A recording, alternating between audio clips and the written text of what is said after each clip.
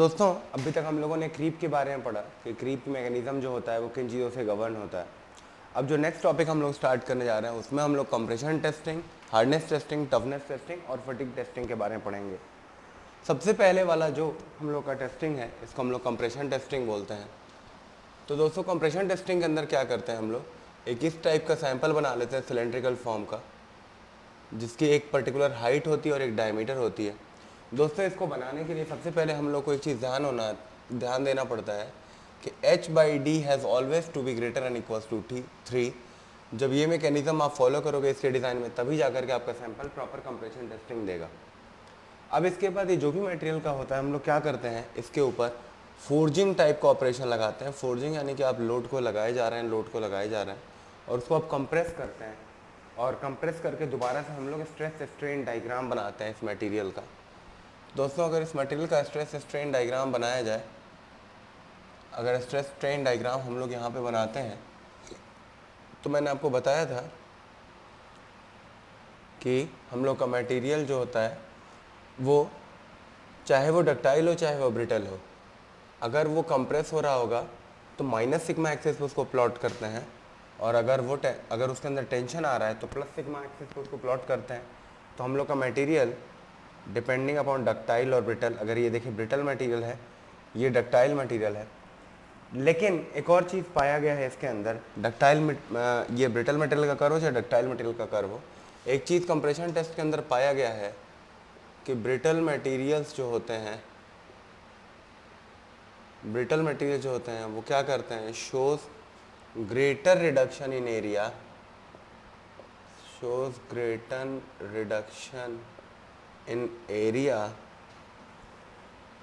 इन compression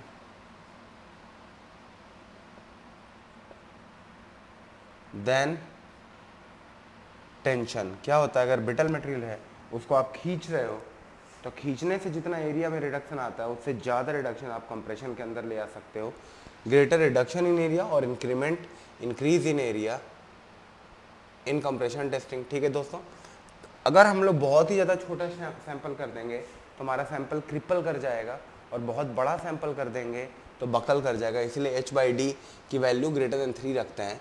reason क्या होता है कि अगर h/d की वैल्यू अगर बहुत ज़्यादा कम है, मान लो आप 3 से, ये 1.2 सपोज कर लो आ गई है, तो इस कंडीशन में ये जो हम लोग का शाफ्ट टाइप का जो स्ट्रक्चर है वो क्रिपल फेलियर कर जाएगा। ठीक है, और अगर h/d की वैल्यू बहुत ज़्यादा बड़ी हो गई 3 से, तो ये बकल करके फेल कर जाएगा। बकल का मतलब होता है जैसे कि अगर एक शाफ्ट है और एक शाफ्ट जो है इस तरीके से अगर आप कर लो हिंज है, तो हम लोग अगर लोड लगाते हैं तो देखो आप इस शाफ्ट का जो डिफ्लेक्शन कर्व बनता है वो इस तरीके से क्या करेगी, वो बेंड करेगी और बेंड करके फिर बकल करके टूट जाएगी। और जो बकलिंग फेलियर जो होता है वो काइंड ऑफ बेंडिंग की वजह से फेलियर आता है, तो ये एक तरीके का बेंडिंग फेलियर ही है। ठीक है दोस्तों, तो ये तो हो गया कंप्रेशन टेस्टिंग के बारे में, हम लोगों को एक ब्रीफ आइडिया लग गया किस तरीके का सैंपल बनाते हैं। ये वैल्यू आप याद रख के जाना क्योंकि ये वैल्यू आपसे पूछा जाएगा। दूसरी चीज़ ये याद रखना कि ब्रिटल मटेरियल जो होते हैं वो बहुत ही अच्छा बिहेवियर शो करते हैं किसमें, कंप्रेशन के अंदर। ठीक है, ये ब्रिटल मटेरियल है, बहुत ही अच्छा बिहेवियर शो करते हैं कंप्रेशन के अंदर। अब चलते हैं अपने नेक्स्ट सेगमेंट की ओर जिसका नाम है हार्डनेस टेस्टिंग। अब हम लोग हार्डनेस टेस्टिंग के बारे में पढ़ेंगे दोस्तों। तो हार्डनेस के बारे में मैंने आपको बताया था कि क्या होता है फर्स्ट लेक्चर में, कि रेजिस्टेंस टू इंडेंटेशन। तो अब हम लोग क्या करेंगे, हम लोग अपना एक सैंपल बनाएंगे और सैंपल के अंदर अलग अलग टाइप के डिफरेंट इंडेंटर्स को सरफेस के अंदर हम लोग चाहेंगे कि हमारा इंडेंटेशन हो, और एक बार अगर हम लोगों ने इंडेंटेशन करा पाए तो उसकी मदद से हम लोग क्या करते हैं, वैल्यूज़ को कैलकुलेट करते हैं। अब हार्डनेस टेस्टिंग के बारे में, हार्डनेस हमको समझ में आ गया है। तो हार्डनेस टेस्टिंग दो टाइप की होती है, एक होती है बल्क हार्डनेस टेस्टिंग और जो दूसरा होता है माइक्रो हार्डनेस टेस्टिंग। और एक होता है रीबाउंड हैमर, अभी मैं आपको बताता हूँ ये क्या है। एक होता है रीबाउंड हैमर। रीबाउंड हैमर वही जो आपने गेम्स में देखा होगा कि एक बड़ा सा हैमर आप लेते हैं और इम्पैक्ट करते हैं, तो रिबाउंड हैमर हमेशा आपको याद रखना है कि ये हम लोग हमेशा ओनली फॉर कंक्रीट के हार्डनेस टेस्टिंग के लिए करेंगे, only for concrete hardness testing. अब जो दोस्तों बल्क हार्डनेस टेस्टिंग होती है, ये कई तरीके की टेस्टिंग होती है। फर्स्ट वन जो होता है वो रॉकवेल हार्डनेस टेस्टिंग होता है। जो नेक्स्ट होता है उसको हम लोग ब्रिनेल हार्डनेस टेस्टिंग बोलते हैं, ठीक है ना, BHT आता है। फिर हम लोग नूप हार्डनेस टेस्टिंग पढ़ते हैं। क्या पढ़ते हैं? नूप हार्डनेस टेस्टिंग पढ़ते हैं, नूप हार्डनेस टेस्टिंग। आइए एक करके देख लेते हैं। जब हम लोग माइक्रो हार्डनेस पढ़ते हैं तो हम लोग नूप माइक्रो हार्डनेस टेस्टिंग पढ़ते हैं, नूप माइक्रो हार्डनेस टेस्ट। और एक और होता है हम लोग के पास डिवाइस, उसको हम लोग क्या बोलते हैं? श्योर स्क्लेरोस्कोप। तो इससे भी हम लोग क्या कर सकते हैं? हार्डनेस को टेस्ट करते हैं। हम लोग का जो मेन फोकस रहेगा इन टेस्ट के ऊपर होगा, क्योंकि इनके ऊपर क्वेश्चन आपसे कभी पूछा जा सकता है। तो दोस्तों जो भी हम लोग का वर्क पीस रहता है, सबसे पहला हम लोग पढ़ रहे हैं रॉकवेल हार्डनेस।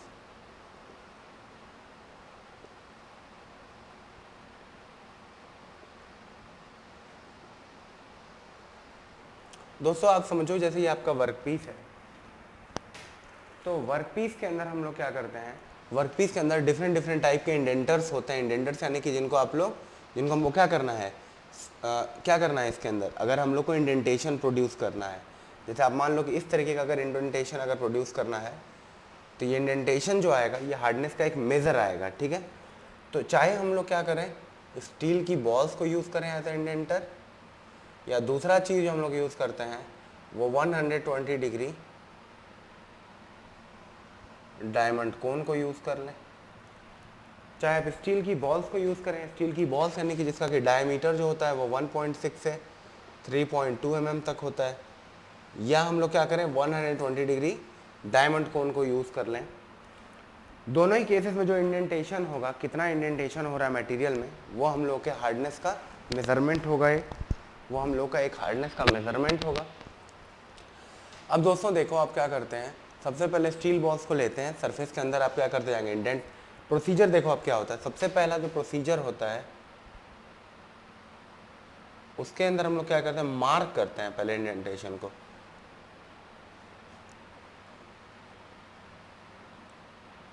तो इसके अंदर हम लोग सबसे पहले 3 to 10 किलोग्राम का एक माइनर लोड लगाते हैं, ठीक है। सबसे पहले 3 to 10 किलोग्राम का माइनर लोड लगा देते हैं। और जो सेकेंड स्टेज होता है उसके अंदर हम लोग क्या करते हैं, मेजर लोड अप्लाई करते हैं। क्या करते हैं हम लोग, मेजर लोड अप्लाई करते हैं, जिसकी वैल्यू अप टू 100 किलोग्राम भी होती है। और हम लोग टोटल इंडेंटेशन को मेज़र कर लेते हैं। अब जैसे कि मान लीजिए दोस्तों, इसमें भी अलग अलग स्केल होते हैं।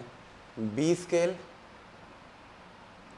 मेज़रमेंट होता है, सेकेंड जो होता है वो C स्केल मेज़रमेंट होता है, और third one is T scale होता है। जो B स्केल होता है वो इन जनरल बहुत ज़्यादा अगर ब्रिटल मटेरियल्स हैं तो उनके लिए यूज़ करेंगे हम लोग। और दूसरी चीज़ इसके अंदर हम लोग स्टील की बॉल्स का यूज़ करते हैं।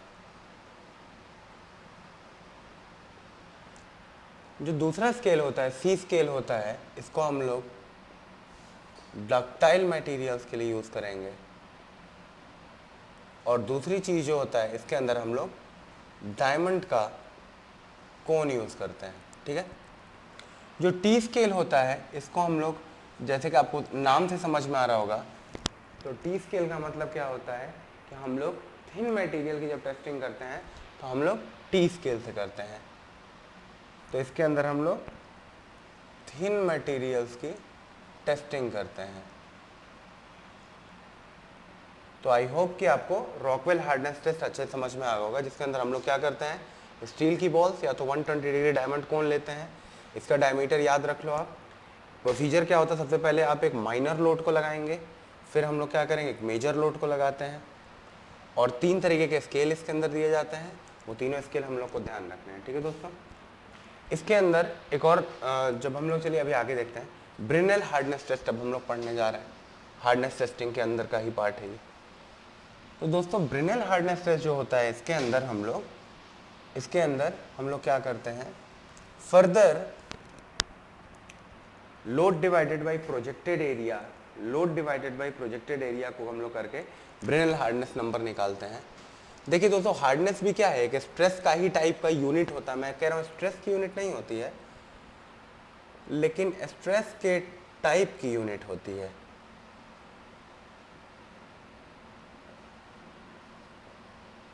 देखिए, ब्रेनल हार्डनेस टेस्ट के अंदर करते क्या है, हम लोग स्टील की बॉल्स लेते हैं, जो माइनर लोड लगाते हैं हम लोग। इस केस में माइनर लोड जो हम लोग यूज करते हैं, ये लोड लिखा हुआ है, जो माइनर लोड हम लोग इस केस में लेते हैं वो दोस्तों 10 to 20 किलोग्राम यानी कि रॉकवेल हार्डनेस से ज़्यादा का लोड लेते हैं। और जो मेजर लोड होता है वो हम लोग 150 to 200 किलोग्राम्स का लगाते हैं। जो ब्रेनल हार्डनेस नंबर होता है, जो ब्रेनल हार्डनेस नंबर होता है, ये होता है लोड डिवाइडेड बाय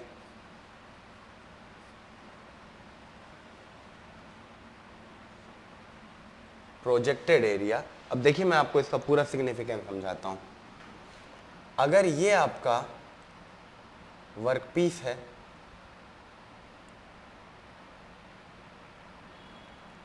अगर ये आपका वर्कपीस है दोस्तों, और जो स्टील की बॉल है वो अगर आप सपोज करो वो कुछ इस शेप की है, ठीक है, इसको हम लोग थोड़ा सा सर्कुलर फॉर्म में बना लेते हैं, ठीक है। ये हो गई हम लोग की स्टील की बॉल, जिसने कि कुछ टी टाइप का, कुछ टी अमाउंट का इंडेंटेशन प्रोड्यूस किया है। कहाँ पे? मटेरियल के अंदर। ये अगर आप गौर से देखो तो ये क्या है, ये टी है, ये कुछ T amount of indentation produce किया है, ठीक है दोस्तों। अब देखिए, अगर ये टी है तो इसको मैं क्या करूँगा, मैं इसको हॉरिजॉन्टली प्लॉट करने की कोशिश कर रहा हूँ। तो अगर मैंने इसको हॉरिजॉन्टली प्लॉट किया तो यहाँ से यहाँ तक क्या होगा मेरा टोटल, ये टी अमाउंट ऑफ थिकनेस हो जाएगा, ये टी हो जाएगा, ये क्या हो जाएगा, ये टी हो जाएगा वैल्यू मेरा, ठीक है। ये टी हम लोगों ने ले लिया। अगर वो टी हो गया तो एक बात बताओ आप, ये टोटल यहाँ से यहाँ तक कितना होता है, d/2। यहाँ से सेंटर से लेकर नीचे तक का कितना था, d। पर अब ये हो गया t, तो क्या सेंटर से लेकर के और जहाँ पे हम लोगों ने ये आर्क लिया है, क्या वहाँ तक हम लोग का जो वैल्यू आएगा, क्या यहाँ तक जो वैल्यू आएगा ये d-t आएगा? बताइए, क्या ये d-t आएगा, d/2 t, ठीक है दोस्तों। तो देखिए, अगर हम लोग यहाँ से यहाँ तक का पूरा वैल्यू ले लें, अगर यहाँ से यहाँ तक हम लोग पूरा वैल्यू ले, देखिए ये वैल्यू क्या आएगा, t, तो ये क्या आ जाएगा d/2 t, और ये क्या आ जाएगा d/2, ठीक है। जो हम लोग का ब्रेनल हार्डनेस नंबर होता है, जिसको हम लोग BHN से डिनोट करेंगे, BHN होता है कि जो भी हमने लोड लगाया है डिवाइडेड बाई पाई dt, ठीक है, ये कैपिटल D लगेगा, पाई dt। अब आइए देखिए दोस्तों, t की वैल्यू को हम लोग कैसे कैलकुलेट करेंगे। तो अगर हम लोग t की वैल्यू को कैलकुलेट करने जाएं तो बचपन की मैथमेटिक्स अगर आपको थोड़ा बहुत ध्यान होगा तो देखिए, यहाँ से लेकर के यहाँ तक की जो वैल्यू आती है मल्टीप्लाइड बाई ये लोअर वैल्यू, अगर आप ये मान लो y है, ये x है, ये z है, ये z है, तो z² हो जाता है x, इस तरीके से वैल्यू आती। तो यहाँ पे y कितना है, d/2 plus d/2 minus T, that means d-t, ठीक है, यही वैल्यू आएगी, d/2 plus d/2 minus T, that means. अब देखिए हम लोग क्या कर रहे हैं, अभी हम लोग ये इक्वेशन आपने बना लिया एक, ठीक है, इक्वेशन नंबर 1 हो गया। अब देखिए, फ्रॉम ज्योमेट्री अगर हम लोग यूज करें, from geometry d-t multiplied by t is equals to d² divided by 4, ठीक है। तो D T minus T square is equal to D square divided by 4, ठीक है। तो यहाँ से अगर हम लोग वैल्यू अगर कैलकुलेट करें, ठीक है, तो देखिए वैल्यू क्या आ जाएगी, यहाँ से अगर हम लोग टोटल सॉर्ट आउट करेंगे तो जो t की वैल्यू आएगी वो आएगी d बाई टू का whole square minus D by two minus T का होल स्क्वायर, इसका अंडर रूट। तो जो फाइनल वैल्यू कैलकुलेट होकर के BHN की आती है, जो ब्रिनल हार्डनेस नंबर की आती है, वो आती है 2p divided by pi D into under root D square minus T square, ठीक है दोस्तों। डी स्क्वायर माइनस ये आएगा डी माइनस टी का होल स्क्वायर, ठीक है। तो ये वैल्यू जो आ जाती है हम लोगों की ब्रिनल हार्डनेस नंबर की वैल्यू आ जाती है, ठीक है। अब ब्रिनल हार्डनेस नंबर के अंदर दोस्तों अगर देखा जाए तो आई होप कि ये डायग्राम आपका क्लियर हो गया होगा। दोस्तों ब्रिनल हार्डनेस नंबर के अंदर एक और क्राइटेरिया हम लोग को समझ में आ गया कि अगर एक मटेरियल है तो उसका BHN तो कांस्टेंट ही रहेगा। इसका मतलब हो गया है P1 divided by D1 square is equals to P2 divided by D2 square is equals to क्या हो जाएगा, P3 divided by D3 square. अगर हम लोग इतना लगा देते हैं तो हम लोगों का फर्दर ब्रिनल हार्डनेस टेस्ट हो जाएगा। दोस्तों ये तो हो गया ब्रिनल हार्डनेस टेस्ट। अब जो हम लोग अगला टॉपिक करने जा रहे हैं उसको हम लोग बोलेंगे नूप हार्डनेस टेस्ट।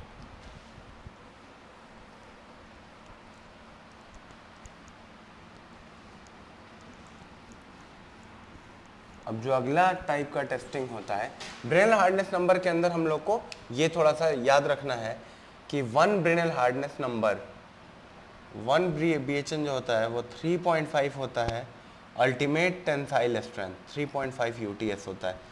ये वैल्यू भी आपको याद करके चलना है।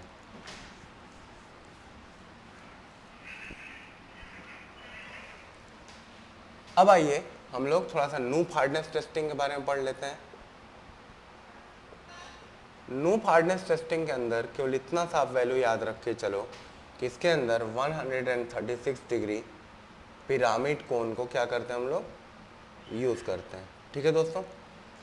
उसके बाद कुछ माइक्रो हार्डनेस टेस्ट होते हैं, जैसे कि नूप माइक्रो हार्डनेस टेस्ट होता है, शोर स्लेरोस्कोप होता है। तो ये सारी टेस्टिंग हो जाएंगी दोस्तों। अब नेक्स्ट लेक्चर के अंदर हम लोग टफनेस टेस्टिंग के बारे में पढ़ेंगे कि टफनेस को टेस्ट करने के कौन कौन से पैरामीटर्स हैं, 4 PI सॉर्ट पढ़ेंगे और एसन डायग्राम पढ़ेंगे। Thank you so much. अब दोस्तों चलते हैं अपने अगले सेगमेंट की ओर जिसका नाम है टफनेस टेस्टिंग। इसमें दोस्तों क्या करते हैं, एक्चुअली ये कंप्लीट टफनेस टेस्टिंग नहीं होता है, क्योंकि हम लोगों ने पढ़ा था जो टफनेस टेस्टिंग होता था वो क्या होता था, एरिया अंडर जो स्ट्रेस स्ट्रेन डायग्राम आता था वो हम लोग का एक्चुअल टफनेस बताता था, या energy absorb up to failure point जो होता था वो एनर्जी को बताता था, वो क्या करता था, टफनेस को बताता था। ये टेस्ट जो है दोस्तों वो एक्चुअली में नॉच टफनेस टेस्ट है। अभी आपको बताता हूँ मैं। इसमें दोस्तों 2 तरीके के नॉच होते हैं मटेरियल के अंदर। एक तो V टाइप का नॉच हम लोग क्रिएट कर सकते हैं, और दूसरा जो नॉच हम लोग क्रिएट कर सकते हैं वो U टाइप का नॉच क्रिएट कर सकते हैं। इसको हम लोग क्या बोलते हैं, ये U नॉच है, और एक जो नॉच है दूसरा वो V नॉच है। अब देखिए दोस्तों, जो टेस्टिंग कर सकते हैं हम लोग वो यहीं पर हम लोग देख लेते हैं। इस तरीके से 2 स्टॉप्स होते हैं, ठीक है।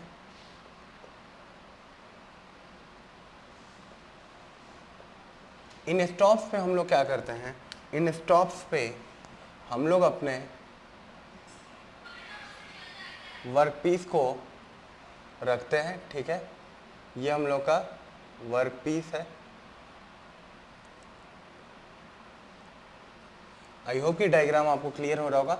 अब हम लोग धीरे धीरे इसकी अंदर वाली जो लाइंस है इसको एक बार रिमूव कर देते हैं, ठीक है दोस्तों। तब आपको समझ में आ गया होगा कि मैं क्या बात करना चाह रहा था। मैं केवल इसको एक सिंपली सपोर्टेड बीम टाइप का एक स्ट्रक्चर देना चाह रहा था। इस तरीके का नॉच हो गया, और हम लोग एक बार ये अंदर वाली लाइनें भी एक बार डिलीट कर देते हैं। अगर अंदर वाली लाइनें भी अगर हम लोगों ने हटा दी हैं तो अब हम लोग को पूरी तरीके से अपना मटेरियल जो है वो कुछ ऐसा दिखाई देगा कि हमारा मटेरियल इस तरीके से है। अच्छा दोस्तों देखिए, इसके अंदर क्या होता है कि अब एक्चुअली क्रैक जो आपको दिखाई दे रहा है वो केवल पीछे साइड है, आगे साइड नहीं है। जो इस टाइप का टेस्टिंग होता है इसको हम लोग क्या बोलते हैं, 4P टेस्टिंग बोलते हैं। ये जो टेस्टिंग है दोस्तों वो कौन सी टेस्टिंग है, ये 4P टेस्टिंग है। अब ये अगर U और V टाइप का नॉच अगर आपको समझ में आ गया हो तो दूसरा टेस्ट जो मैं आपको बताने जा रहा हूँ वो जो टेस्टिंग होता है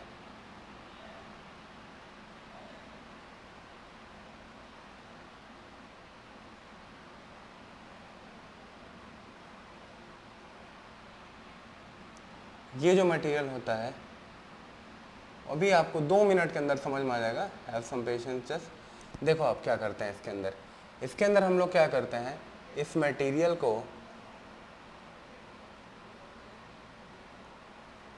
ये स्टॉप्स लगे हुए हैं, सिमिलरली क्या है पीछे भी लगा हुआ है, एक स्टॉप क्या है पीछे भी लगा हुआ है, ठीक है। ये स्टॉप क्या है पीछे भी लगा हुआ है, ये इसको क्या कर रहा है होल्ड करके रख रहा है। सिमिलरली यहाँ पर भी अगर हम लोग ये अगर जो डॉटेड लाइंस है अगर इसको हम लोग रिमूव कर दें या अंदर वाली लाइंस को अगर हम लोग रिमूव कर दें तो हम लोग को समझ में आ जाएगा कि हाँ मैंने क्या बनाया हुआ है, ठीक है। देखो क्या करते हैं यहाँ पे इसको भी पीछे से वो रोक दिया गया है, आगे से भी इसको स्टॉप कर दिया गया है। इसमें अच्छा देखो जो क्रैक है जो नॉच बनाया गया है मटेरियल के अंदर, जो नॉच बना दिया गया है वो नॉच जो है इसमें क्या करते हैं हम लोग अटैक जो करते हैं वो सामने से अटैक करते हैं, क्रैक की साइड से अटैक करते हैं। जो सैंपल बनाया है वो सैंपल कैसे है वर्टिकल है। तो ये और यहाँ पे क्या किया हम लोगों ने, यहाँ पे भी हम लोगों ने यही काम किया, यहाँ पे भी हम लोगों ने क्या किया, यहाँ पे इस तरीके से स्टॉप्स प्रोवाइड कर दिए, यहाँ पे हम लोगों ने क्या किया स्टॉप्स प्रोवाइड कर दिए, कहाँ पे आगे साइड भी रोक के रखा है मटेरियल को और पीछे साइड भी रोक के रखा है। सिमिलरली हम लोगों ने क्या किया यहाँ पर भी कुछ स्टॉप्स प्रोवाइड कर दिए। तो देखिए अब हम लोग को पूरी तरीके से समझ में आ रहा है कि इस डायग्राम के अंदर किस तरीके से हम लोगों ने स्टॉप्स को लगाया हुआ है, नहीं कि हम लोगों ने इसको रोक रखा है। देखिए दोस्तों जो इस टाइप का अरेंजमेंट है मटेरियल का जिसमें कि दोनों साइड से आपने अपने सैंपल को फिक्स कर दिया है, ये जो दोनों साइड से आपने अपने सैंपल को फिक्स कर दिया है, इस टाइप की टेस्टिंग को 4P टेस्टिंग कहते हैं और इस टाइप के अरेंजमेंट को बोलते हैं simply supported beam. Simply supported beam हो जाता है। और ये जो टेस्टिंग होता है इस टाइप की टेस्टिंग को हम लोग बोलते हैं आइजोड टेस्टिंग।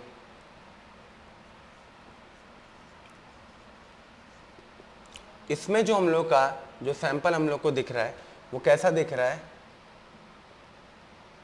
कैंटिलीवर टाइप का दिख रहा है। अच्छा इसमें आइजोड टेस्टिंग में जो हम लोग का क्रैक हम लोगों ने बनाया है या जो नॉच बनाया है इसके ऊपर एक हैमर होता है, वो हैमर स्विंग होते हुए आता है और अटैक करता है। अटैक करेगा तो वहाँ पे एक रीडिंग होगा, वो रीडिंग ये बता देगा कि आपका जो मटेरियल है ये ब्रेक होने के पहले कितना एनर्जी एब्जॉर्ब किया। सिमिलरली इस मटेरियल के अंदर भी क्या करते हैं अवे फ्रॉम द क्रैक क्या करते हैं अटैक करते हैं। अटैक करेंगे तो क्या हो जाएगा एनर्जी क्या होगी, एनर्जी एब्जॉर्ब करेगा हमारा मटेरियल तब फेल होगा। तो यहाँ पे क्रैक जो होता है वो टूवर्ड्स द लोड होता है और यहाँ पे जो होता है 4P टेस्टिंग के अंदर crack is away from the load, ठीक है ना। इस केस में जो सैंपल होता है इज वर्टिकल। दोनों ही टेस्टिंग हम लोग कर सकते हैं एक्सेप्ट जो आइजोड टेस्टिंग है वो थोड़ा सा पॉलीमर्स और मेटल दोनों के लिए यूज हो जाता है, ठीक है। और U और V दोनों टाइप के नॉचेस इसमें हम लोग यूज कर सकते हैं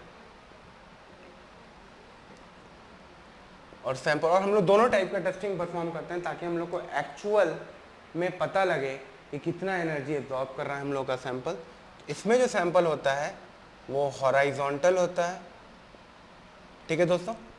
अब आइए आइजोड टेस्टिंग अंदर देखते हैं। आइजोड टेस्टिंग में क्या होता है U और V दोनों टाइप के हम लोग क्या करते हैं नॉचेस यूज करते हैं और 4P के अंदर केवल हम लोग V नॉच यूज करते हैं। जो आइजो टेस्टिंग है आइजो टेस्टिंग के अंदर हम लोग क्या करते हैं हम लोग मेटल्स एंड पॉलीमर्स दोनों की टेस्टिंग कर लेते हैं और इसमें हम लोग ओनली मेटल्स की टेस्टिंग करते हैं। क्या करते हैं दोस्तों केवल हम लोग मेटल्स की टेस्टिंग करते हैं, किसमें, 4P टेस्टिंग के अंदर क्या करते हैं, केवल और केवल मेटल्स की टेस्टिंग करते हैं। मैं एक बार पूरा आपको रिपीट कर रहा हूं तब आपको अच्छे से समझ में आएगा। ये आपका सैंपल है, इस सैंपल के अंदर हमने क्या किया, इस सैंपल के अंदर यहाँ पे हम लोगों ने थोड़ा सा कट कर दिया। आई होप कि ये जो डार्क मैं शेड कर रहा हूँ ये आपको दिखाई दे रहा होगा। यहाँ पे हम लोगों ने कट किया है और एक कुछ वी टाइप का सैंपल बनाया, ठीक है। ये देखो आप, अगर आपको ध्यान से देखोगे तो ये वी टाइप का सैंपल हम लोगों ने बनाया है। अगर आप गौर से देखें तो वी टाइप का सैंपल दिखाई देगा। अगर हम लोग एक काम करते हैं, इसको ग्रीन कलर से कलर करने की कोशिश करते हैं तो आपको ये दिखाई देगा कि हम लोगों ने क्या किया है, एक वी टाइप का नॉच बना लिया है, ठीक है दोस्तों। अब ये अगर क्रैक आपने प्रोड्यूस कर दिया है तो आप करोगे क्या, इसको अगर क्रैक मान लो कि इस डायरेक्शन में है तो हम लोगों ने क्या किया, मान लो कि मेरे हाथ के दोनों हाथ अब मैंने फिक्स कर लिए, ठीक है, ऐसे मैंने फिक्स कर लिया। मेरे पास एक हैमर होता है, वो एक हाइट पे रखा होता है। मैं उसको क्या करता हूँ, स्विंग करता हूँ, ऐसे ले आकर उसको स्विंग करवाता हूँ। तो स्विंग करवाया हूँ मैं, तो क्या मेरे पास एक पोटेंशियल एनर्जी थी, क्या वो काइनेटिक एनर्जी में कन्वर्ट हो गई? आप बोलोगे हाँ हो गई, काइनेटिक एनर्जी कन्वर्ट हुई। और ये जैसे फिक्स आया और यहाँ पे इसने अटैक किया और ये क्या हुआ, ब्रेक कर गया। तो ब्रेक करेगा तो मेरा हैमर जब अटैक करेगा तो मेरे जो टॉप पोजीशन था जहाँ पे हैंडल लगा था हैमर का, वहाँ पे एक रीडर होता है। वो जो रीड करने वाला यूनिट होता है वो ये बता देता है कि ये मटेरियल फेल होने के पहले कितनी एनर्जी एब्जॉर्ब किया, ठीक है। ये तो बेसिक्स हो गया। चाहे आप क्रैक को ऐसे हॉरिजॉन्टल रख के और आप अटैक करते पीछे से और ये आगे से फिक्स रखता तो भी ये तो ब्रेक करता, तो भी ऐसे ऐसे क्या इस डायरेक्शन में ब्रेक कर जाता। जब हम लोग हॉरिजॉन्टल वाला टेस्टिंग कर रहे थे तो उसको हम लोग 4P टेस्टिंग बोल रहे थे। हम लोग जब वर्टिकल वाला टेस्टिंग कर रहे थे तो आइसो टेस्टिंग बोल रहे थे उसको। इस टाइप का जो स्ट्रक्चर होता है जिसमें कि आपने अपने वर्कपीस को फंसा रखा है, इसको आइसो टेस्टिंग बोलते हैं। इस टाइप का स्ट्रक्चर जो होता है इसको हम लोग क्या बोलते हैं, कैंटिलीवर बोलते हैं। ये कैंटिलीवर है और ये वर्टिकल टाइप का कैंटिलीवर है। क्या है, वर्टिकल टाइप का कैंटिलीवर है। जो 4P टेस्टिंग होता है ये सिंपली सपोर्टेड बीम है। यहाँ पे crack away from the load है, क्रैक पीछे साइड है, ठीक है ना, क्रैक इज बिहाइंड। इसमें क्या है, क्रैक जो है हम लोग का वो पीछे साइड है, जबकि जो हम लोग का सैंपल है इसके अंदर क्रैक क्या है, टूवर्ड्स द लोड है। अच्छा दोस्तों, जब मैंने आपको दोनों टाइप के नॉचेस के बारे में बताया अभी कुछ देर पहले, तो यू नॉच और वी नॉच बताया था। जो हम लोग का आइसो टेस्टिंग है उसके अंदर यू एंड वी टाइप के नॉचेस होते हैं, और जो 4P टेस्टिंग होता है उसमें केवल और केवल वी नॉच यूज करते हैं। तो देखो दोस्तों, ये पॉइंट इंपॉर्टेंट है, किसी भी साल इस पे क्वेश्चन आ सकता है, इसको आप प्रिपेयर करके जाओ, ठीक है।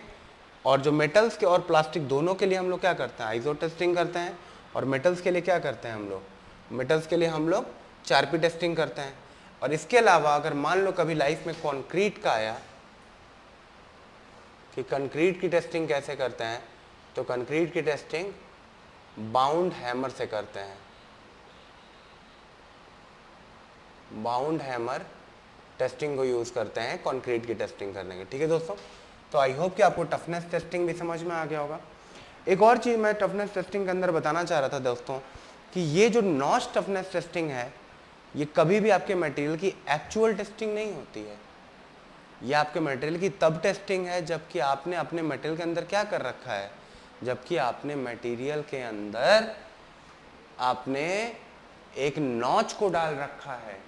अगर नॉच नहीं होता तो शायद एनर्जी ज़्यादा लगानी पड़ गई होती, शायद क्रैक भी नहीं होता उस तरीके से, क्रैक प्रोपेगेशन। तो ये जो होता है इसका जो पैरामीटर होता है, ये जो नॉच टफनेस टेस्टिंग का जो पैरामीटर होता है वो हम लोग करते हैं ग्रिफिथ लेंथ के ऊपर करते हैं, जो कि थोड़ा सा अभी रिसर्च का टॉपिक है, ये अभी आपको नहीं करना है। लेकिन हम लोग उसमें क्रैक लेंथ लेते हैं और स्ट्रेस इंटेंसिटी फैक्टर एक निकालते हैं, स्ट्रेस इंटेंसिटी फैक्टर निकालते हैं।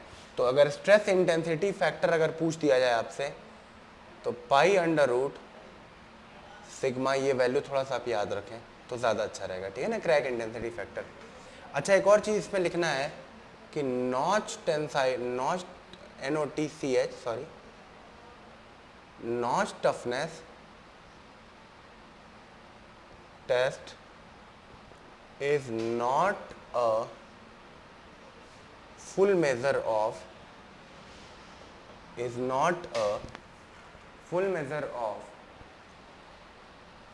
toughness of the material ठीक है, क्यों? बिकॉज टेस्टिंग करने के जस्ट पहले ही हम लोगों ने क्या किया, टेस्टिंग करने के बिल्कुल पहले ही हम लोगों ने नॉच को प्रोड्यूस कर लिया था, ठीक है ना। एक्चुअल टेस्टिंग कैसे होगी? एक्चुअल टेस्टिंग वैसे ही हो जाएगी, कैसे? स्ट्रेस स्ट्रेन डायग्राम से हम लोग करते हैं, ठीक है। अब फटीग टेस्टिंग बड़ा यूनिट है, उसको करने के पहले एक और टाइप का टेस्टिंग है जो छोटा टेस्टिंग है, देख लो आप। अगर कभी भी हम लोग का, अगर मान लो कि अब इसके अंदर पहले मुझको बताना है कि किस एंगल पे फेल होता है मटेरियल।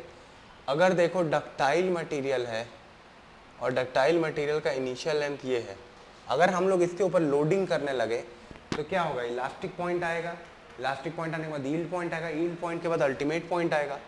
अगर ये डक्टाइल मटेरियल है ना दोस्तों, तो उसका जो फेलियर होता है वो 45 डिग्री प्लेन पे होता है। कौन सा प्लेन हो गया? 45 डिग्री प्लेन पे फेलियर होता है। कप और कोन मोड में फेलियर होता है। कप और कोन टाइप का मतलब कि कुछ इस टाइप का फेलियर हो जाता है, कुछ इस टाइप का फेलियर होता है, कप और कोन टाइप का फेलियर होता है। डक्टाइल मटेरियल के बारे में बात कर रहा हूँ मैं, ठीक है ना। 45 डिग्री प्लेन, कप कोन फेलियर, और सरफेस पे जो फ्रैक्चर सरफेस होता है उस पर डिम्पल्स आ जाते हैं। डिम्पल्स का मतलब ये हमारे डिम्पल्स हो गए। अगर यही एक ब्रिटल मटेरियल होता तो ब्रिटल मटेरियल के अंदर देखते आप कि अगर आप इसको खींच रहे होते तो इसका जो फ्रैक्चर होता वो यहीं बीच से बिल्कुल होता, और बिल्कुल जो हम लोग का कैसा होता है 90 डिग्री फेलियर इसको बोलते हैं, हमारा मटेरियल फेल किया है। दूसरा जो फेलियर होता है वो परफेक्टली स्मूथ फेलियर होता, स्मूथ फेलियर होता और कोई भी डिम्पल्स नहीं आते।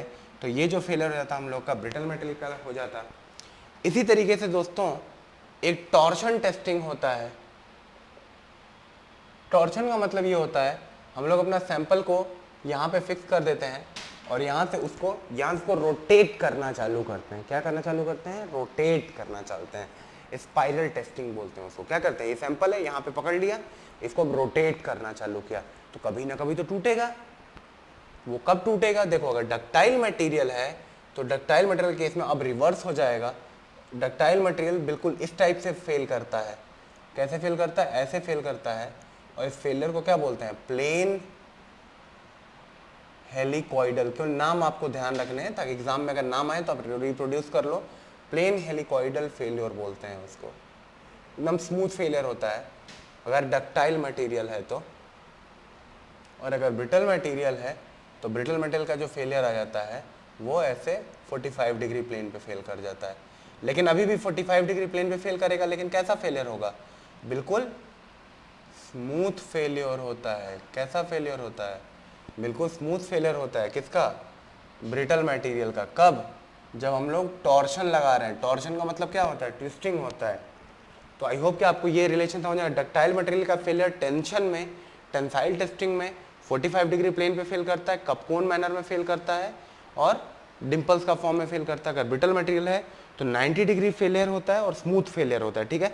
अगर फ्रैक्चर सरफेस देखा जाए तो बिल्कुल स्मूथ होगा और कोई भी डिम्पल्स इस मटेरियल डक्टाइल मटेरियल की तरीके से क्या होगा? डिम्पल्स भी नहीं आएंगे। अगर हम लोग टॉर्शन करते हैं तो डक्टाइल मटेरियल का बिल्कुल प्लेन फेलियर होता है। देखिए ये एक्चुअली मैकेनिक्स का पार्ट है, इसलिए अभी हम लोग उसके बारे में नहीं पढ़ रहे हैं।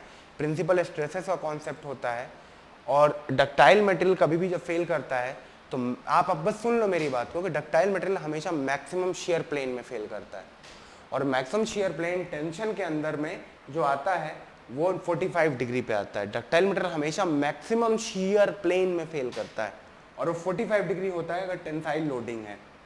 और जो ब्रिटल मटेरियल होता है उसका वो जो फेलियर होता है वो मैक्सिमम प्रिंसिपल स्ट्रेस के प्लेन में फेल करता है।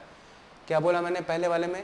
मैक्सिमम शियर स्ट्रेस डक्टाइल, और ये जब फेल करेगा तो मैक्सिमम प्रिंसिपल स्ट्रेस में फेल करता है। मैक्सिमम प्रिंसिपल स्ट्रेस 90 डिग्री, इसलिए 90 डिग्री फेल करता है। टॉर्शन में फिर वही बात है, ductile material maximum shear plane में फेल करेगा, बट टॉर्शन के केस में मैक्सिमम शियर प्लेन आ जाता है 90 डिग्री पे, तो बिल्कुल एकदम वर्टिकल फेल कर रहा है। और जो ब्रिटल मटेरियल होता है वो कहाँ पे फेल करता है? मैंने आपको क्या बताया? मैक्सिमम प्रिंसिपल प्लेन में। उस केस में मैक्सिमम प्रिंसिपल प्लेन 45 डिग्री पे आ जाता है, इसलिए ऐसा फेलियर होता है। ये मैकेनिक्स का कॉन्सेप्ट है, उसके बारे में हम लोग को डिटेल में नहीं पढ़ना है। अब नेक्स्ट लेक्चर से दोस्तों हम लोग फटीग टेस्टिंग के बारे में पढ़ेंगे। Thank you so much.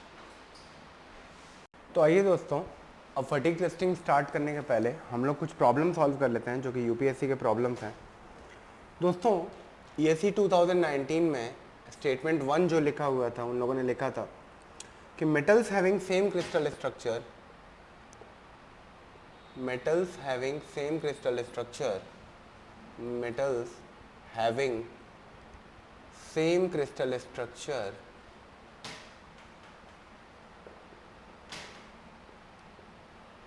metals having same crystal structure will have greater solubility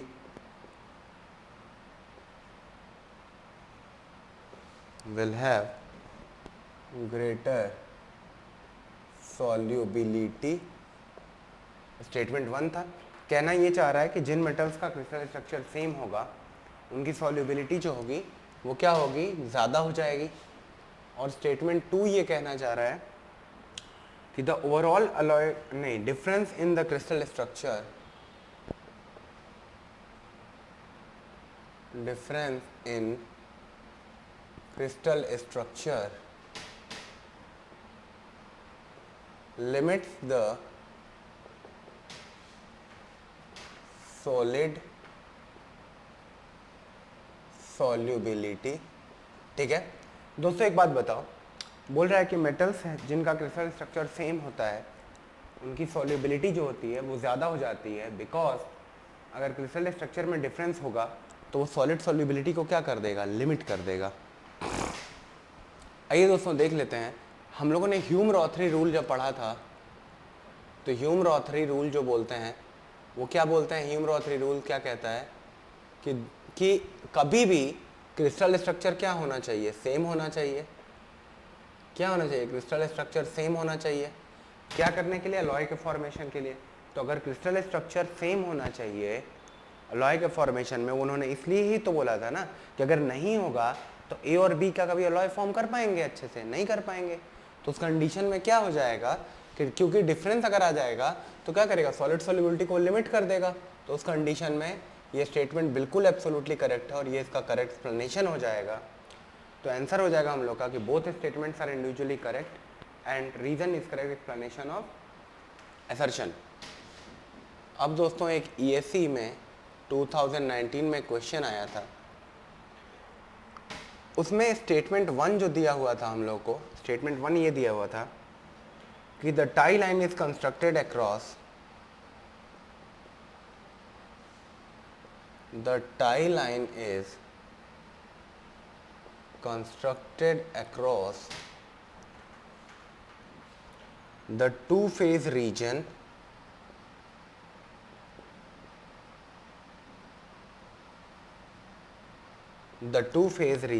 में जो टाई लाइन हम लोगों ने लीवर लाइन खींची थी, जो टाई लाइन खींची थी across two-phase region at the temperature of an alloy at the temperature of an alloy। और जो स्टेटमेंट 2 दिया हुआ था वो क्या दिया हुआ था, वो ये दिया हुआ था कि द ओवरऑल alloy composition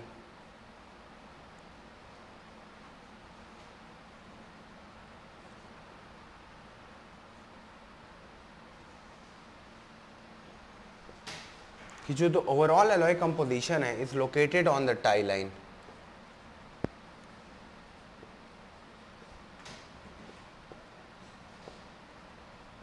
अब आइए दोस्तों देख लेते हैं जो हम लोगों ने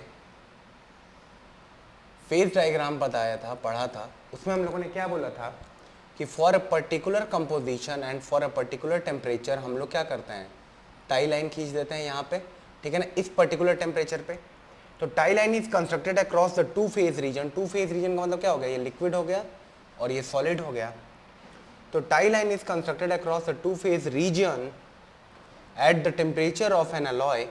बताओ क्या ये एक पर्टिकुलर टेम्परेचर पे ही तो ये टाई लाइन खींचा गया है, ठीक है, because the overall alloy composition is located on the tie line. अगर हम लोग ये देखें पर्टिकुलर अलॉय की बात करें, सी ओवरऑल की बात करें, तो वो कहाँ पे रहता है, क्या फेज लाइन पे रहता है, रहता है। तो दो चीज़ों की जरूरत पड़ती है हम लोग को, ओवरऑल कंपोजिशन और टेम्परेचर। अगर दोनों मिल गए तो हम लोग क्या कर पाएंगे यहाँ पे आराम से, अगर दोनों चीज़ें मिल गई तो हम लोग टाई लाइन को रिप्रेजेंट कर पाएंगे। तो क्या हो जाएगा, स्टेटमेंट और इसका आंसर दोनों करेक्ट हो जाएंगे, ठीक है। So both are correct and correct explanation. ठीक है दोस्तों, अब आइए 2019 का एक और क्वेश्चन हम लोग सॉल्व कर लेते हैं, जिसके अंदर क्वेश्चन ही आया हुआ था। देखिए दोस्तों, सारी चीज़ें हम लोग पढ़ चुके हैं, अब केवल आपको उनको यूटिलाइज करके और आंसर को रिप्रोड्यूस करना है। तो मुझे उम्मीद है कि आप ये वाला क्वेश्चन भी बिना देखे सॉल्व कर पाएंगे। क्वेश्चन ये आया था मित्रों कि द कैपेसिटी ऑफ मटेरियल, ये थर्ड क्वेश्चन है 2019 का जो हम लोग अभी सेशन के अंदर सॉल्व कर रहे हैं। The capacity of material to absorb energy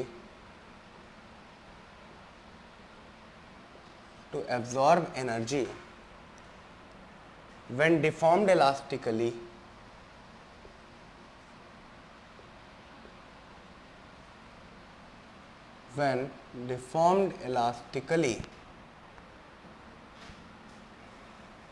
and then upon unloading elastically and then upon unloading to have this energy recovered, to have this energy recovered is called, आपको ऑप्शंस दिए गए थे इस प्रॉब्लम के अंदर। ऑप्शन ए जो दिया हुआ था वो दिया हुआ था डक्टिलिटी का, ऑप्शन बी जो दिया हुआ था वो दिया हुआ था tensile strength,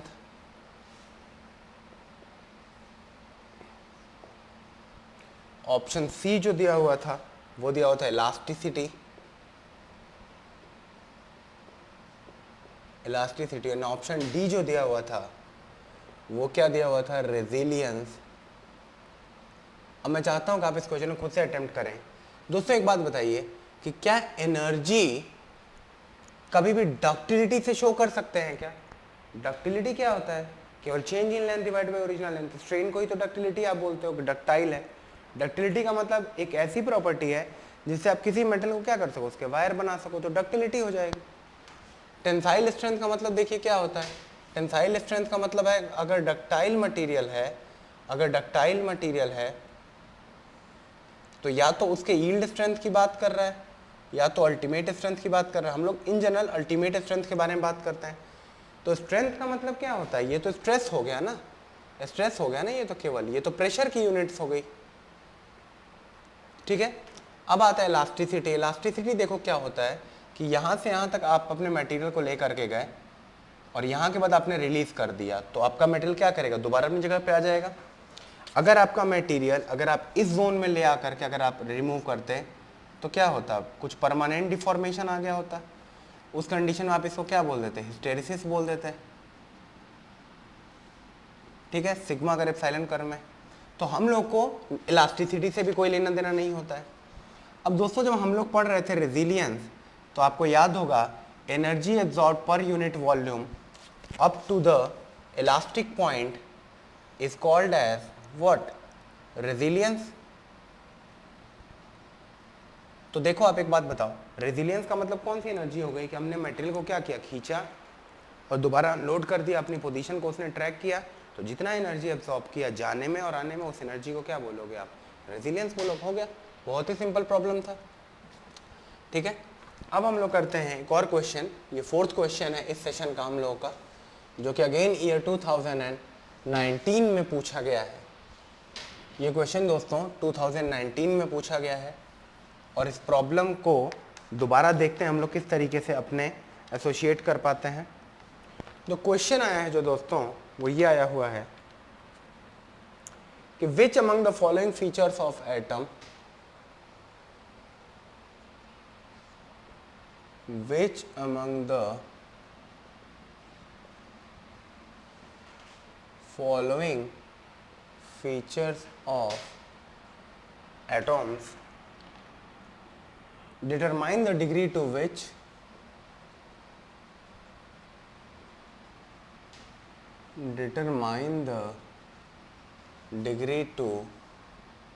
which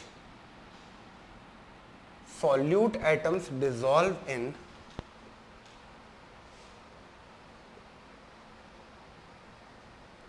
solute atoms dissolve in solvent atoms। देखिए दोस्तों, घूम फिर के 2019 में अगेन इन लोगों ने ह्यूम-रॉथरी रूल के ऊपर आ ही गए हैं। वो atomic size factor, atomic size factor, जो सेकेंड पार्ट आया हुआ है वो है क्रिस्टल स्ट्रक्चर। क्रिस्टल स्ट्रक्चर जो है वो आया है इलेक्ट्रोनेगेटिविटी। ठीक है दोस्तों, ऑप्शन ये आए थे कि which of the following options are correct. Option A 1 and 2 only, option B दिया हुआ था 2 and 3 ओनली, ऑप्शन सी दिया हुआ था 1 and 3 only, and option D हुआ था 1, 2 and 3। तो देखिए दोस्तों, ह्यूम-रॉथरी रूल ये कहता है, क्या क्या कहता है कि साइज डिफरेंस जो होना चाहिए, साइज डिफरेंस जो होना चाहिए वो क्या होना चाहिए, साइज डिफरेंस हमेशा 15% से कम होना चाहिए। क्रिस्टल स्ट्रक्चर सेम होना चाहिए। क्रिस्टल स्ट्रक्चर क्यों सेम होना चाहिए, अदरवाइज वो क्या करेगा, आपकी सॉलिड सोल्युबिलिटी को लिमिट कर देगा। तो crystal structure has to be same. और क्या था, इलेक्ट्रॉन एफिनिटी और इलेक्ट्रॉन निगेटिविटी का जो डिफरेंस था वो क्या होना चाहिए, कंपैरेबल होना चाहिए। ठीक है दोस्तों, ये हो गया। और थर्ड चीज़ जो आया था, जो लास्ट पॉइंट था, फोर्थ पॉइंट, वो क्या था कि वैलेंसी क्या होनी चाहिए, सेम होनी चाहिए। तो बताओ, अगर हम लोग को ह्यूम-रॉथरी रूल पता है तो क्या हम लोग कह सकते हैं कि हाँ, साइज डिफरेंस लेस देन 15% वाला क्रिस्टल स्ट्रक्चर सॉल्युबिलिटी के लिए, इलेक्ट्रोनेगेटिविटी बिल्कुल होना चाहिए। तो क्या ये तीनों ही पार्ट सही हो जाएंगे? अगर तीनों ही पार्ट सही हो जाएंगे तो आंसर हो जाएगा all of these are correct. ठीक है, अब आइए फटीग टेस्टिंग के ऊपर चलते हैं दोस्तों। फटीग किस टाइप का फेलियर होता है? फटीग होता है, देखिए सबसे पहले तो इसके अंदर हम लोग देखते हैं स्ट्रेस का कंसंट्रेशन क्या होता है, पहले वो जान लीजिए। हम लोग कभी भी अगर एक नॉर्मल मटेरियल है, अगर क्रैक फ्री है, अगर यहाँ पे हम लोगों ने लोड लगा दिया है P अमाउंट का, तो हम लोग ये देखते हैं कि इस लोड को लगाने के बाद पूरा जो क्रॉस सेक्शनल एरिया होता है उस पे यूनिफॉर्म, देखो तभी मैंने क्या किया, सबका साइज क्या किया है, सेम रखा है, सिग्मा जनरेट होता है, उसको क्या बोलते हैं, P/A। ठीक है, पर अगर मैं क्या करूं, यहाँ पे कोई क्रैक लगा देता हूं, या मान लो कि होल कर दिया मैंने, ठीक है, तो होल कर दिया। अब जब मैं इस पार्ट को डिवाइड करूंगा दो हाफ में, ठीक है, अगर हम लोग क्या करें, देखो अगर इस तरीके बना दें और अब हम लोग स्ट्रेस दिखाने की कोशिश करें, तो दोस्तों हम लोग को क्या मिलेगा,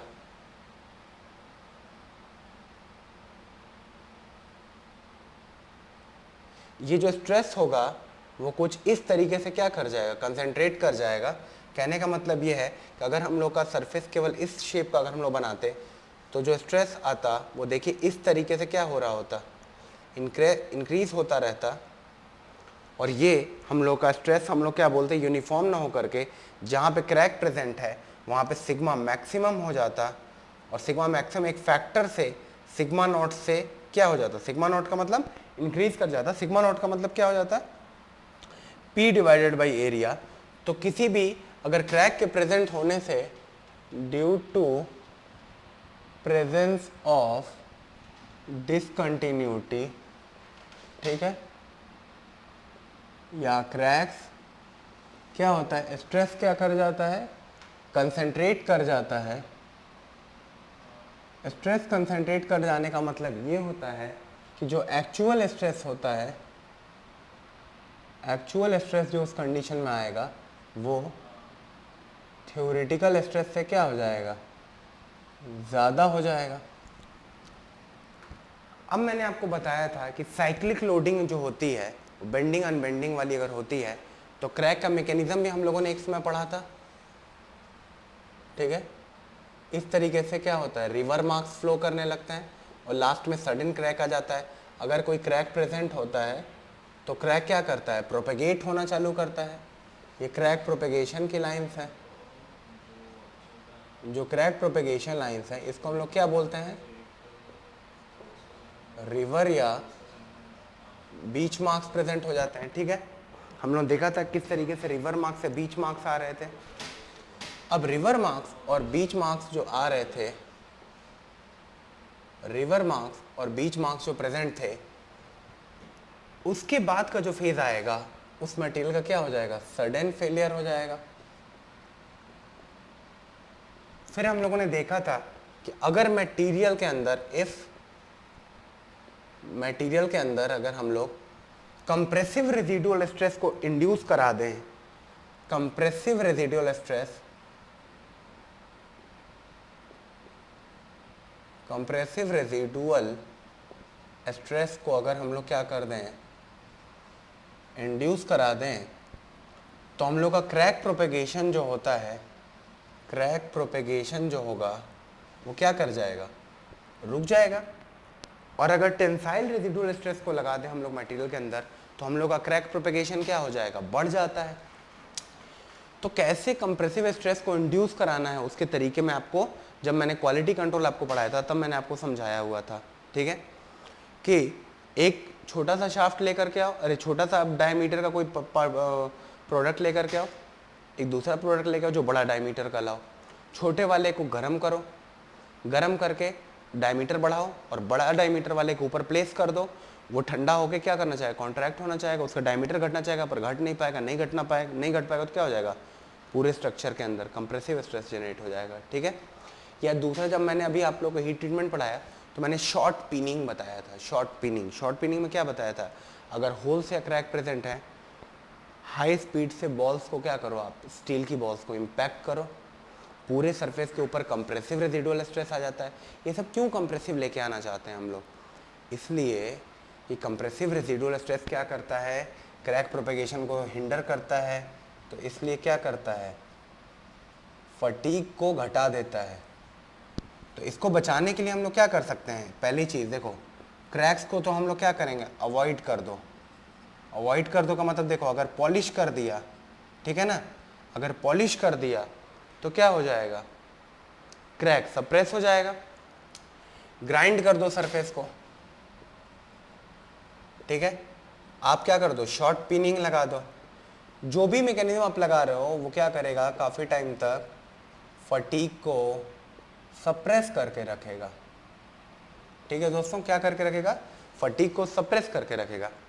अच्छा, अब क्या होता है दोस्तों कि ये जो फेलियर होता है वो कब होता है, जबकि साइक्लिक टाइप का लोडिंग हम लोग लगाते हैं। साइक्लिक लोडिंग का मतलब बेंडिंग अनबेंडिंग, बेंडिंग अनबेंडिंग, बेंडिंग अनबेंडिंग।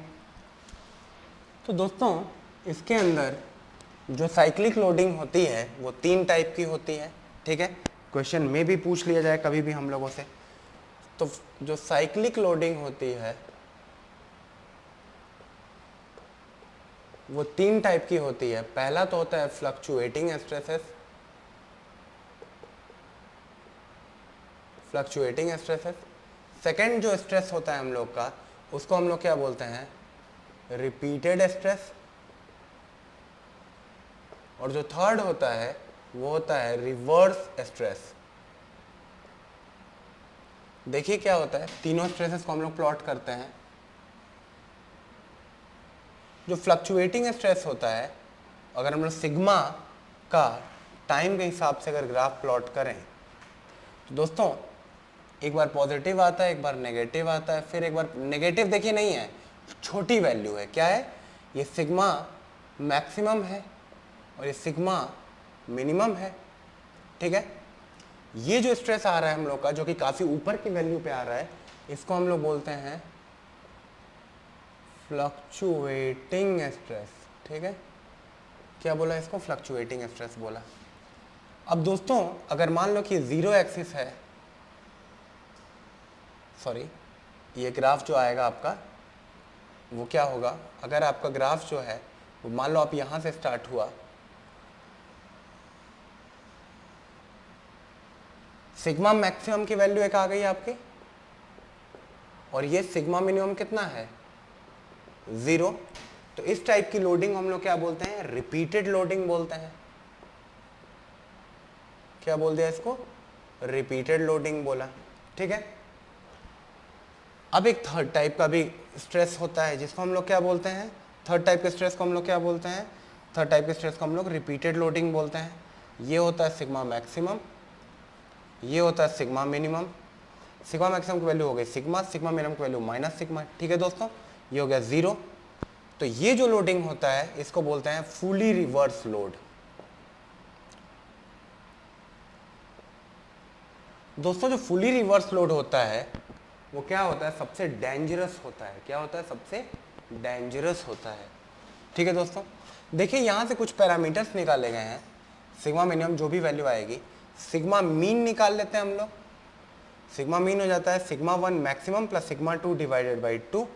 1 का मतलब सिग्मा मैक्सिमम, 2 का मतलब सिग्मा मिनिमम।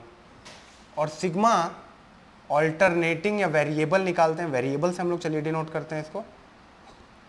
सिग्मा वेरिएबल जो होता है वो क्या कहता है, sigma 1 minus sigma 2 divided by 2, ठीक है। अब फ्लक्चुएटिंग स्ट्रेस में दोनों की वैल्यू क्या आएगी, पॉजिटिव आएगी। फ्लक्चुएटिंग स्ट्रेस में दोनों स्ट्रेसेस मीन और वेरिएबल की वैल्यू पॉजिटिव आ जाएगी। जब हम लोग रिपीटेड लोडिंग कर रहे हैं,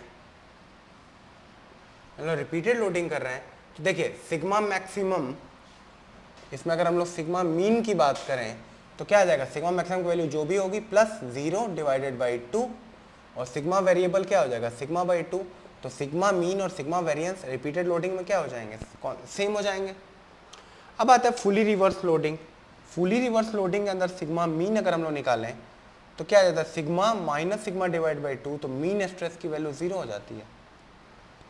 क्या हो जाती है, मीन स्ट्रेस की वैल्यू 0 हो जाती है। और सिग्मा वेरिएबल क्या हो जाएगा, sigma minus minus sigma divided by 2, that mean sigma, ठीक है। ठीक है दोस्तों, तो देखिए तो जब हम लोग रिपीटेड रिवर्स लोडिंग जो हम लोग पढ़ रहे होते हैं, तो रिवर्स लोडिंग के केस में हम लोग क्या करते हैं, जब हम लोग डिज़ाइन करते हैं अपने शाफ्ट को रिवर्स लोडिंग के केस में, तो उस कंडीशन में अगर हम लोग रिवर्स लोडिंग और इनफाइनाइट लाइफ, देखिए रिवर्स स्ट्रेस अगर लगा होता है, रिवर्स स्ट्रेस मैंने आपको बता दिया जिसके लिए सिग्मा मीन की वैल्यू 0 होती है। तो अब दो तरीके के डिज़ाइन होते हैं, एक इनफाइनाइट लाइफ होता है और एक फाइनाइट लाइफ तक अगर हम लोग का क्या लग रहा है, साइक्लिक स्ट्रेस लग रहा है, ठीक है। जो इनफाइनाइट लाइफ का डिज़ाइन होता है वो हम लोग एसएन डायग्राम से करते हैं। मैं अभी आपको बता रहा हूँ, एसएन डायग्राम, या इसको क्या बोलते हैं एक और, वोहलर डायग्राम भी बोलते हैं, ठीक है।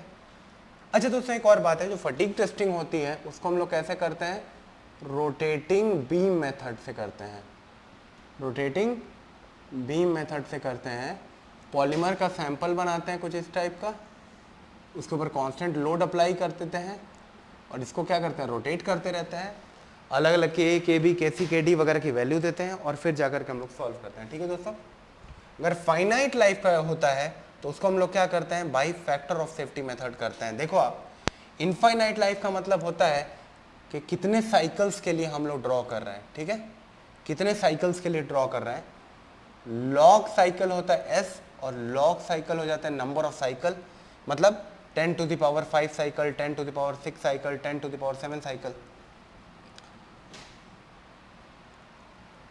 अब देखिए दोस्तों, अगर log 10 टू द पावर, अगर मैं यहाँ पे 0 स्टार्ट करूँ, 1 2 और 3, log 10 टू द पावर 3 का मतलब कितना हो जाएगा, log 10 टू द पावर 3 का मतलब 3 हो जाएगा। तो इस कंडीशन में यहाँ पे जो वैल्यू आती है, देखिए जो टॉप वैल्यू आती है, मैक्सिमम स्ट्रेस कितना आएगा, log 10 SUT, और ये केवल 0.9 SUT ही डिक्रीज हो पाता है, ठीक है दोस्तों।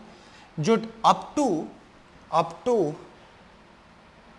1000 साइकिल्स जो स्ट्रेस लगता है अगर मटेरियल फेल कर गया, तो इसको हम लोग बोलते हैं लो साइकिल फटीग, कि बहुत ही कम साइकिल में फेल हो गया, लो साइकिल फटीग। फॉर एग्जांपल, अगर आपके ट्रक के स्टड्स हैं तो वो क्या होते हैं, वो साइक्लिक स्ट्रेसेस में 10⁻³ साइकिल्स में फेल कर जाते हैं, ठीक है। और उसके बाद ये ग्राफ जो रहता है वो 10⁻6 तक जाता है। यहाँ 0.9 SUT हो गया। अब हम लोग एक इंड्योरेंस स्ट्रेंथ को प्रोड्यूस करते हैं log 10 SE, ठीक है ना। मटेरियल का एक इंड्योरेंस स्ट्रेंथ भी होता है। मटेरियल का इंड्योरेंस स्ट्रेंथ वो स्ट्रेंथ होता है कि जिस स्ट्रेस पे हमारा मटेरियल साइक्लिक लोडिंग के अंदर 10⁻6 साइकिल को क्या कर ले, सस्टेन कर जाए, यानी कि बैलेंस कर जाए। तो उस कंडीशन में जो हमारा स्ट्रेस आता है उसको इंड्योरेंस स्ट्रेंथ बोलते हैं, ठीक है। तो देखिए, अगर आपको 4.56 यानी कि मान लो कि आप कोई भी आप वैल्यू ले लो, log 10⁵ के लिए सपोज करो आपको चलाना होगा अपना मटेरियल को, तो कितना स्ट्रेस वो एडजस्ट करेगा। तो एक बात बताओ, क्या यहाँ पे ट्रायंगल रूल लगा करके हम लोग वैल्यूज वगैरह कैलकुलेट कर सकते हैं? कैसे करोगे आप? देखो, ये log 10 एस ले लो, SF ले लो, फेलियर हो रहा है, ठीक है। मैं अभी फिलहाल के लिए ये डायग्राम हटा दे रहा हूं, ये सब मैं अभी हटा दे रहा हूं आपके लिए। जो ये जोन होता है फ्रॉम 10⁻³ से लेकर के 10⁻6, इसको हम लोग क्या बोलते हैं? हाई साइकिल फटीग बोलते हैं। इसको कैलकुलेट कर कितने स्ट्रेस पे फेलियर कर रहा है बताओ। क्या ये वैल्यू हम लिख सकते हैं 6 - 3, 6 पूरा यहां से लेके यहां तक पूरा 6 है, -3 अगर हम लोगों ने कर लिया तो कितना बचा? 3। टोटल कितना आ रहा है ये? 3 -5 - 3 कितना आ गया? 2 डिवाइडेड बाई, अगर आपने ये पूरा लिया है तो हम लोग को 0.9 SUT माइनस में log SE लेना पड़ेगा, log 0.9 SUT minus log of क्या ले लोगे आप? SE ले लोगे, डिवाइडेड बाई log, अब कौन सा?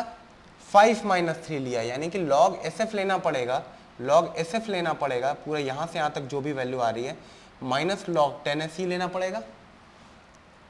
तो log SF minus log 10 SE, अगर इसको हम लोग कैलकुलेट कर लेंगे तो हम लोग को SF की वैल्यू निकल जाएगी कितने स्ट्रेस में हमारा मटेरियल फेल कर रहा है, ठीक है दोस्तों।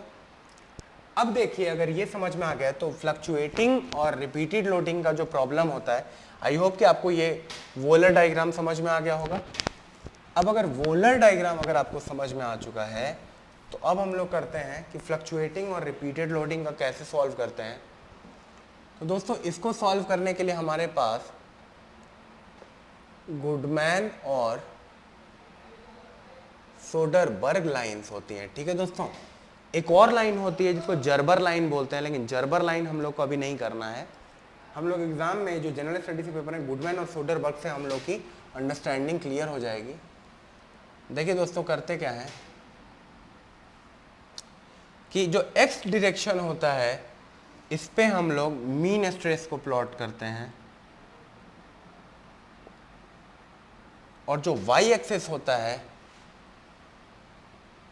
इस पे हम लोग वेरिएबल स्ट्रेस को क्या करते हैं? प्लॉट करते हैं, ठीक है। अब देखिए, ये जो ग्राफ होता है यहाँ पे यील्ड स्ट्रेंथ को पहले प्लॉट करते हैं और अल्टीमेट स्ट्रेंथ को प्लॉट करते हैं, ठीक है। उसी तरीके से यहाँ पे एंड्योरेंस स्ट्रेंथ को लिखते हैं। जब हम लोग एंड्योरेंस स्ट्रेंथ को प्लॉट करते हैं, जब SYT से मिला देते हैं, ये स्ट्रेट लाइन बनेगा दोस्तों। ये जो लाइन बनेगा वो स्ट्रेट लाइन बनेगा, बिल्कुल परफेक्टली स्ट्रेट लाइन बनता है, ठीक है। और अब आपने मीन स्ट्रेस को कहीं पे प्लॉट किया तो मीन स्ट्रेस के अकॉर्डिंग आपको कहीं पे सिग्मा वेरिएबल मिला, ठीक है। ये अगर आपने मान लो आपका मीन स्ट्रेस यहाँ पे कहीं था और यहाँ पे सिग्मा वेरिएबल था, तो देखिए दोस्तों, ये जो पहली लाइन हम लोगों ने बनाई है, इसको इस लाइन को हम लोग क्या बोलते हैं? Soderbergh line. S से अभी मैं डिनोट कर रहा हूँ, ठीक है। और जो दूसरी लाइन होती है, देखिए दोस्तों, ये भी हम लोग क्या करते हैं? SYT से मिला दिया, तो इस लाइन को हम लोग क्या बोलते हैं? गुडमैन लाइन बोलते हैं। जो सोडरबर्ग लाइन होती है वो डक्टाइल मटेरियल के लिए यूज होगी। क्यों? क्योंकि आप बोलोगे कि सर यील्ड स्ट्रेंथ हम लोग डक्टाइल के लिए यूज करते हैं, अल्टीमेट स्ट्रेंथ हम लोग ब्रिटल के लिए यूज करते हैं, तो ये तो हो गया डक्टाइल मटेरियल, ठीक है। और गुडमैन जो लाइन होती है वो किसके लिए यूज करते हैं हम लोग? ब्रिटल मटेरियल के लिए यूज़ करते हैं।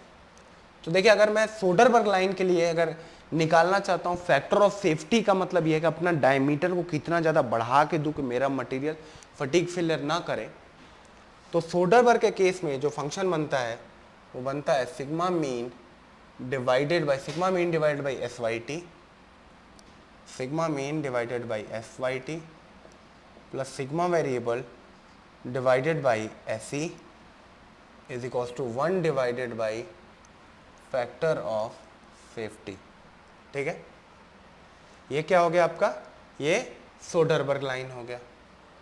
अब गुडमैन लाइन के बारे में थोड़ा सा देख लेते हैं। देखिए गुडमैन लाइन में क्या होता है, अगर सोडरबर्ग खत्म हो गया हो तो मैं अब ये सोडरबर्ग वाली लाइन को यहां से हटा देता हूं। ठीक है दोस्तों, इसके अंदर भी क्या होगा,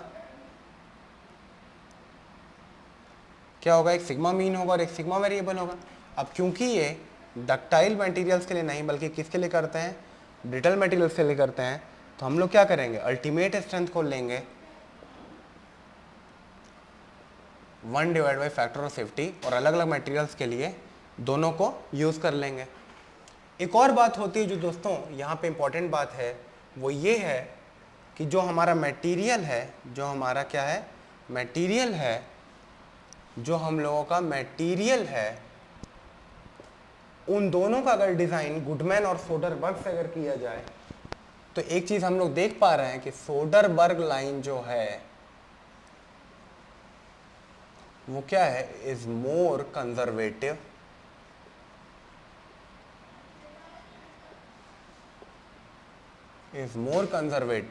देन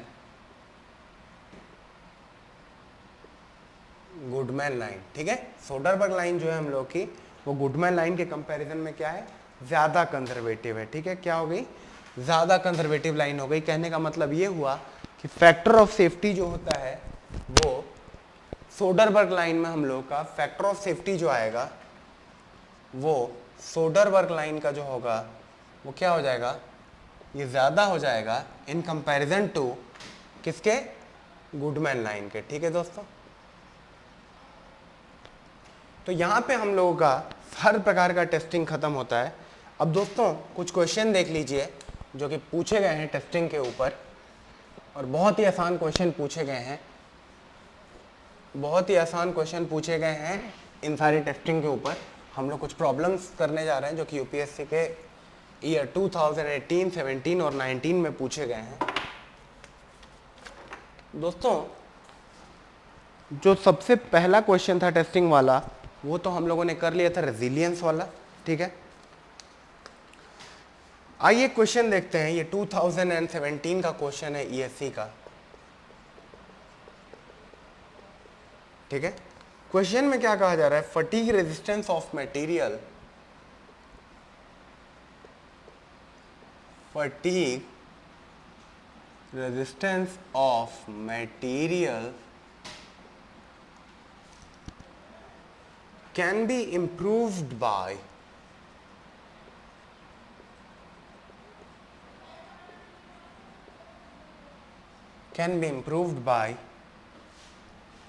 ऑप्शन 1, ऑप्शन नहीं है सॉरी, आपको दिए गए हैं, आपको सेलेक्ट करने पड़ेंगे बाद में। शॉर्ट पिनिंग, सेकंड है पॉलिशिंग द सरफेस, क्या लिखा है, पॉलिशिंग द सरफेस। ठीक है, तो दोस्तों देखिए इसमें क्या होता है कि जो आपका सरफेस होता है इसमें ऑप्शन दिए होते हैं, ए 1 ओनली, बी दिया हुआ था 2 ओनली, सी दिया हुआ था 1 and 2 और डी हुआ था नन ऑफ दीज। आप बताओ शॉर्ट पिनिंग करोगे तो क्रैक्स जो रहेंगे क्या वो दब जाएंगे, ये सरफेस क्या हो जाएगा, कंप्रेस हो जाएगा, कंप्रेसिव रेसिडुअल स्ट्रेस आ जाएगा, आपका मटेरियल का क्या हो जाएगा, फटीग रेजिस्टेंस, आपके मटेरियल का फटीग रेजिस्टेंस इंप्रूव कर जाएगा। तो हाँ ये स्टेटमेंट सही है। सेकंड स्टेटमेंट है कि आप सरफेस को पॉलिश करो। पॉलिश कैसे करते हो, ग्राइंड करके करते हो, तो अगर ग्राइंडिंग कर दोगे तो क्रैक्स हट जाएंगे, अगर क्रैक्स हट जाएंगे तो आपका फटीग रेजिस्टेंस बढ़ जाएगा। तो दोनों ही स्टेटमेंट सही। बताओ काफी आसान प्रॉब्लम था ये, बोथ स्टेटमेंट्स आर करेक्ट। ठीक है, अब देखिए एक और स्टेटमेंट आया हुआ है और ये सेम क्वेश्चन कब आया है, ये 17 में ही आया हुआ है। ठीक है ना। ईएससी का ये सेकंड क्वेश्चन है, आइए यहीं पे लिख देते हैं।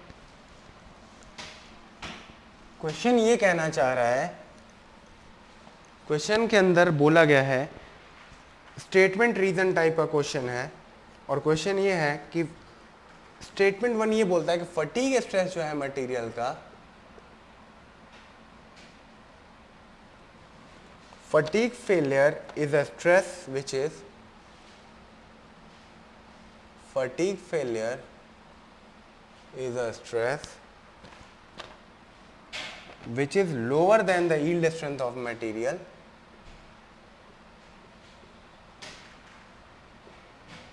which is lower than the yield strength of material, which is lower than the yield strength of a metal। और जो स्टेटमेंट 2 बोला गया है वो ये कहा गया है कि रिपीटेड स्ट्रेनिंग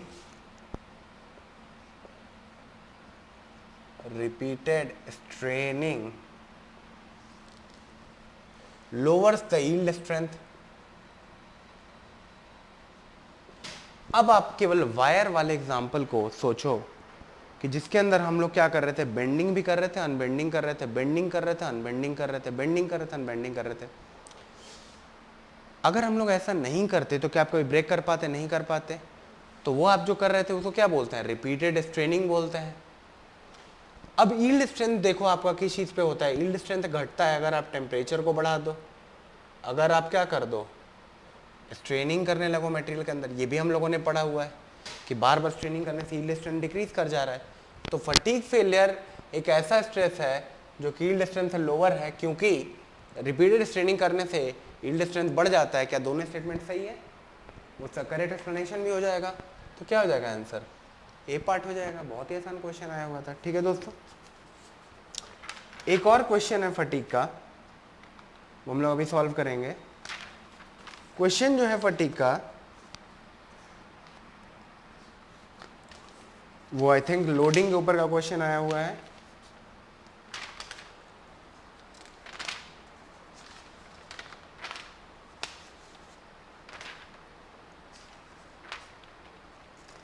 दोस्तों ये 2 क्वेश्चन थे फटीग के जो कि हम लोगों को करने थे, और फटीग के क्वेश्चन दोस्तों खत्म हो गए।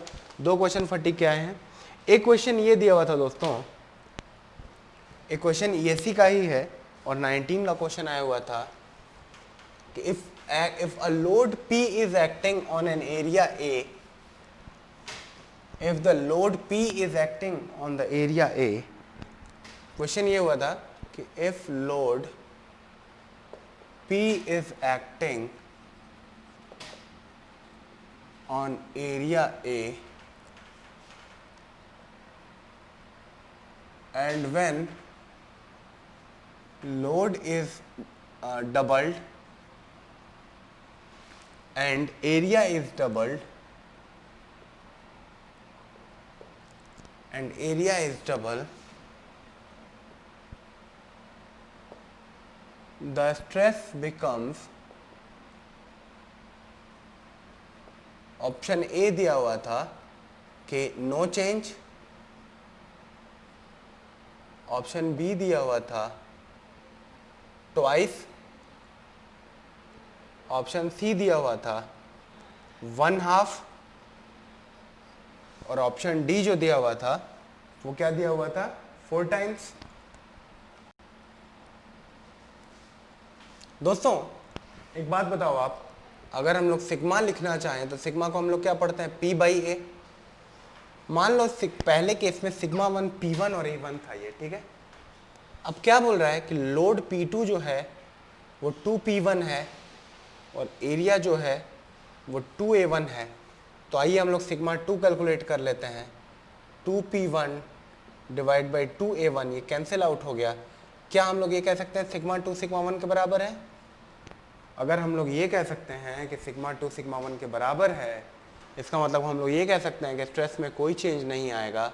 और दोस्तों ये बहुत ही बेसिक क्वेश्चन था जो कि ईयर 2019 में पूछा गया था। और दोस्तों यहाँ पे हम लोग की सारे टाइप की टेस्टिंग खत्म हो जाती है।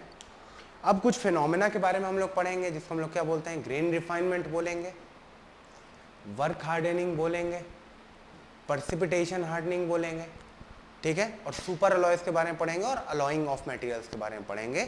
Thank you so much.